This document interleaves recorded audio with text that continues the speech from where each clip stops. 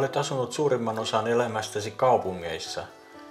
Miten näet kaupunkien ja maaseudun roolit? No, molempia tarvitaan, kaupunkeja ja maaseutua. Voisi sanoa, että olen citykeskustalainen, koska taustani on niin kaupunkilainen.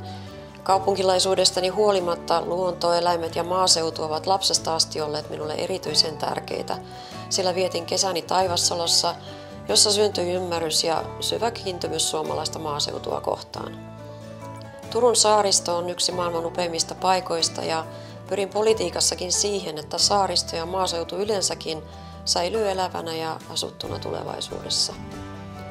Puolustan mahdollisimman omavaraista suomalaista ruoka- ja energiantuotantoa.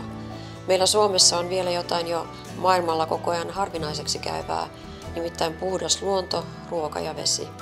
Nämä ovat rikkautemme ja valttimme kansainvälisestikin.